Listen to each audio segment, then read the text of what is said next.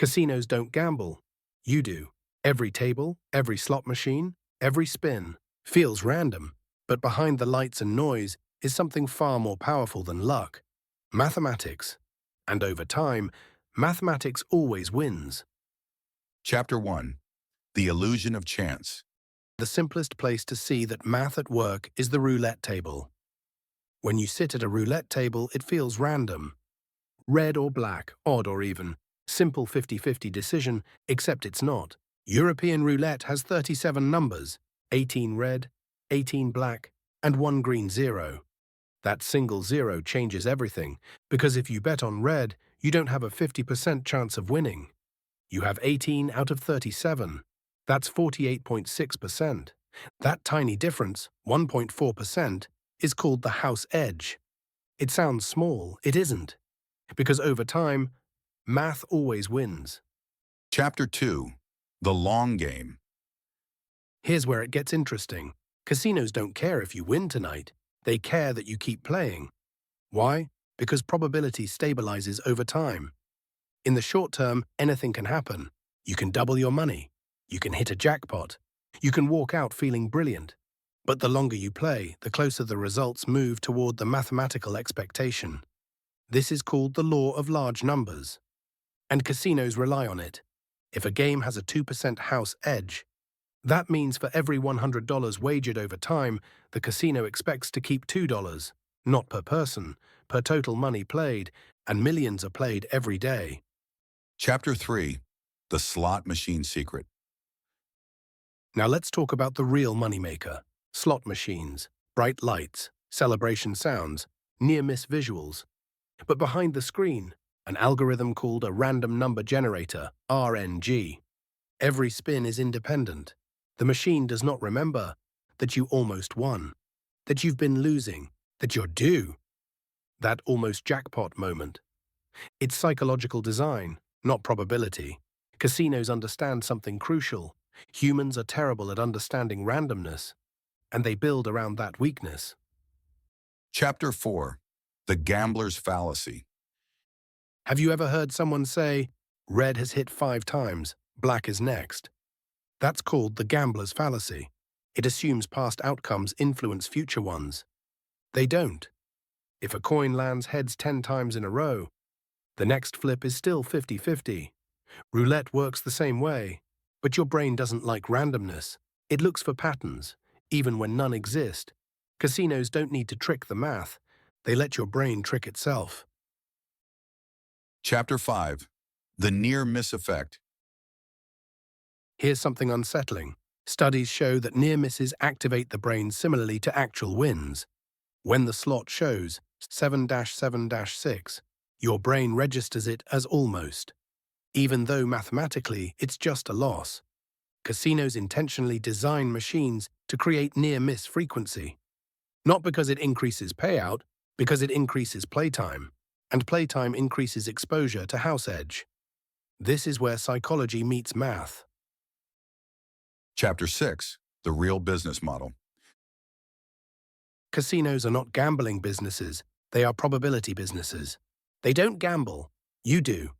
The house edge may be 1% on blackjack, 2% on roulette, up to 10% on some slot machines, individually small, collectively enormous.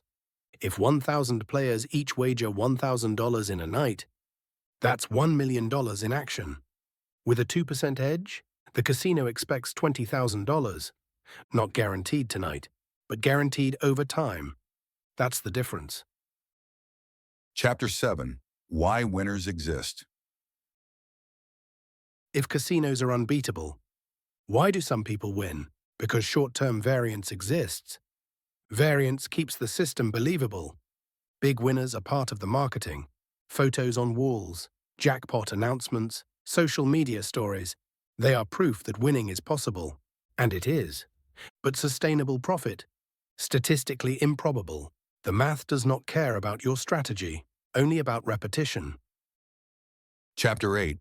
The Time Factor. Here's the silent multiplier. Time. The longer you stay in a casino, the closer your outcome drifts toward expectation. Let's say the house edge is 2%. If you bet $100 once, your expected loss is $2. If you bet $100 100 times, your exposure becomes $10,000 in wagers. Expected loss, $200. Most players don't realize they're not betting $100. They're cycling money repeatedly. That's the trap, not one bet, but repeated exposure.